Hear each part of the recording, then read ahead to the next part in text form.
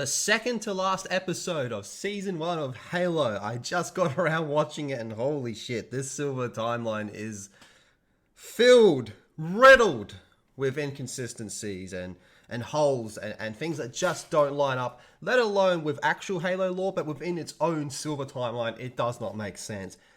Two key things to take away from this episode is that Mackie and John Cheeks, they fucked. All those jokes that we made on streams about them getting it on, yep, they fuck.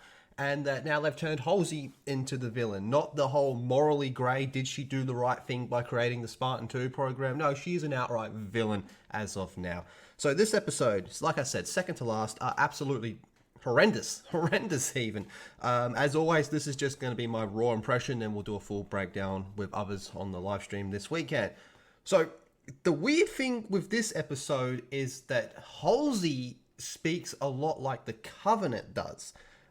She gets in contact with Mackie after John and Mackie have fucked, and she starts talking to her about how she wants to control the Halo ring, because, you know, humans are the problem. Humanity is awesome, but humans are the problem. Humans are stuck in old ways, and it's just filled with emotions as opposed to logic. And of course, Halsey's going to be the one to fix all that once she takes control of the Halo ring. Let alone they don't even know as of right now what Halo actually is.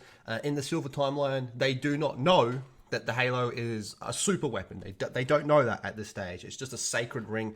We don't know if there's multiple Halo rings in this stupid universe.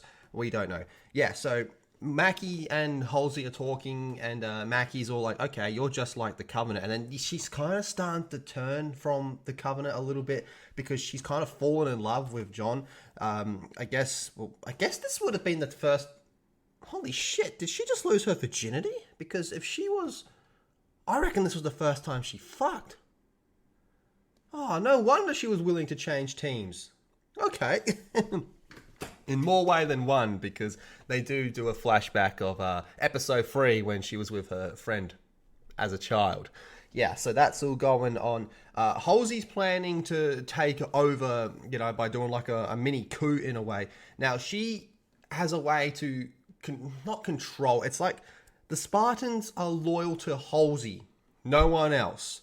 So it's almost like the way in Star Wars, how, you know, the clones are loyal to Palpatine, and how he can just say Order 66 and they'll go through with that. And, you know, it's kind of similar to that. And yeah, so she wants the Spartans to capture John because John is compromised, because John's got his dick wet, so hence he's fallen in love, because John would have just lost his virginity as well. Holy shit. Why didn't that click while I was watching the episode? We just saw Master Cheeks lose his virginity. Yeah, okay, so he's fallen in love with this girl, and, you know, they go for, like, walks on the park and stuff like that. It's his girlfriend. In fact, Halsey makes a joke to Cortana. It's like, oh, John's got a girlfriend. How funny is this, you know? And then she makes some weird line where, because Cortana's like, look, he's no longer alone in the universe. And then Halsey's like, he was never alone.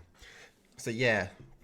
They're going for walks in the park and all that type of stuff, and Halsey uses the Spartans to attack John, so that way that they can try to capture him and bring him in. But they're fully prepared to kill him. They bash his face in, they punch him, you know, he starts bleeding, all that type of stuff. But what's weird is they punch the chick with the pink in her hair who also took the pellet out of her ass. They attack her first because she's also compromised, because she's questioning what's going on, because she's taken the pellet out of her ass. And when they punch her in the face and knock her out, there's no blood.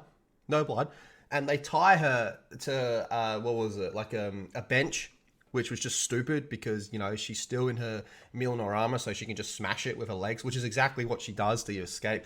And then she comes in clutch to stop John from getting his face punched in and beaten and all that type of stuff. But there was this weird part right at the start of the episode that intentionally felt like a fuck you to Halo fans. You know, we all know how Halo 3 starts, you know. They let me pick. Did I ever tell you that? You know, watch as you become the soldier we needed to be. You were faster, stronger, smarter, blah, blah, blah, all that type of stuff. Whereas in this, Halsey says, John has always been special. He was never the fastest and he was never the strongest, but he's always been special. Well, no, he's both. You know, he is the strongest one. You know, that outright contradicts. Oh, but anyway, that's a whole rabbit hole. Basically, it came across as a fuck you. We got to bring down Cheeks a little bit, even though Cheeks gets bashed in this one. So yeah, there was still no covenant. Excuse me, no covenant on this episode whatsoever, except for Marky, whatever her name is, Uncle Ruckus, Clayton Bixby of humanity. Now Miranda, this is actually weird to say because as much as they've changed the core fundamentals of Miranda's character, and they've also made her completely useless at a job, she got a dub in this episode. She actually came through. She actually accomplished her job. She deciphered some parts of the language and then realized that it was Mackie that was talking as a Sangheili. And so when they confront, well, no, they don't confront her. Miranda comes in and tells them, like, oh, Mackie's the one that was on that ship that killed everyone on it. She's the one that killed everyone on that ship. So they beat her up, they tase her, and as they're tasing her, she's getting like a flashback to when she was tortured, as a kid in episode 3, and it's really trying to push this whole thing of, Halsey was right, humanity is bad. We're just going to totally ignore the fact that they're only tasing you because you slaughtered an entire ship filled with people. Your stupid energy sword coke nail fingering me jiggy, which I think she actually pulls out. I think because there's a part where she like rips off her top of her finger and throws it away, or she takes something out of it, and I think that's the little energy sword thingy, because somehow she managed to slip that in because she wasn't scanned or x-rayed when she was first brought in. And look, we have to assume that there's cameras in the room where she's being held. So when Cheeks comes in and tells the two guards to basically fuck off, they would have been like, well, what's he doing in there? So would they have been on the cameras and being like, oh my God, they're getting it on? Now, I am far from a prude. But this was just totally unnecessary, the sex scene. Wow, it's awful. But the big action sequence, I guess, is the fist fight between the two Spartans and Cheeks gets his shit bashed in because, well, he can't really fight him because he's out of his armor. Surprise, surprise, Master Chief is out of his armor the entire episode. But yeah, the other Spartan comes in clutch to save him. Cortana betrays Halsey to back up Cheeks. And then Mackie touches the sacred toilet seat, and they both get transported back into the Halo ring, where Cheeks looks up at Mackie. It's very much like in Endgame when Captain Marvel was standing over Spider-Man. She's like, hey, Peter Parker.